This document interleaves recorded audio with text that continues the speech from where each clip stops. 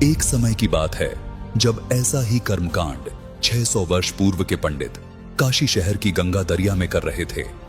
वहां तट पर खड़े कबीर साहिब जी भी उस दृश्य को देख रहे थे।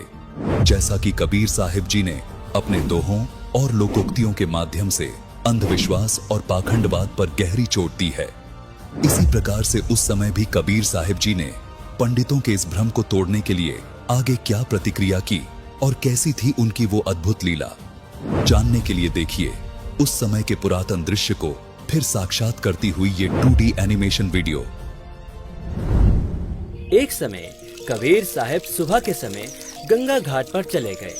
वहां ब्राह्मण लोग सूर्य के सामने मुख करके गंगा जल हाथ में लेकर मंत्रों का उच्चारण करते हुए जल सूर्य को अर्पित कर रहे थे। कबीर साहब जी उन ब्राह्मणों को ये सब करते देख रहे थे। थोड़ी देर बाद कबीर साहब घुटनों पानी तक गंगा नदी में जाकर अपने दोनों हाथों से किनारे पर जोर जोर से पानी फेंकने लगे। ब्राह्मणों ने देखा कि ये कबीर ऐसा क्या कर रहा है।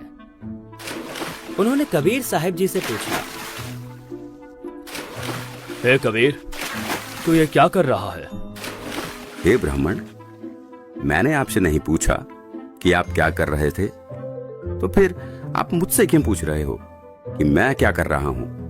पहले आप बताइए कि आप क्या कर रहे थे। हम तो अपने भूखे प्यासे पूर्वजों को स्वर्ग में जल अर्पित कर रहे हैं। अच्छा, अब मैं आपको बताता हूँ कि मैं क्या कर रहा था।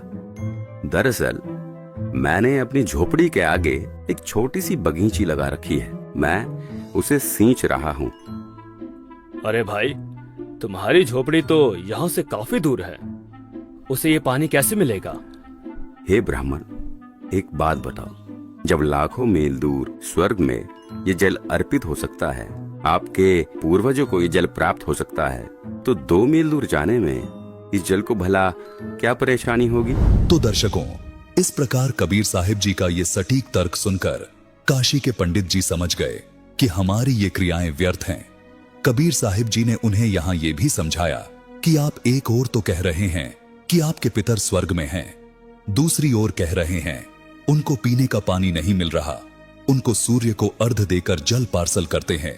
यदि स्वर्ग में पीने के पानी का ही अभाव है तो उसे स्वर्ग नहीं कह सकते, वह तो रेगिस्तान होगा। वास्तव में वे पितरगण यमराज के अधीन यमलोक रूपी कारागार में अपराधी बनाकर डाले जाते हैं। वहां पर जो निर्धारित आहार है वह सबको दिया जाता है। जब पृथ्वी पर बनी कारागार में कोई भी कैदी भोजन के बिना नहीं रहता, सबको खाना पानी मिलता है, तो यमलोक वाली कारागार जो निरंजन काल ने बनाई है उसमें भी भोजन और पानी का अभाव नहीं है।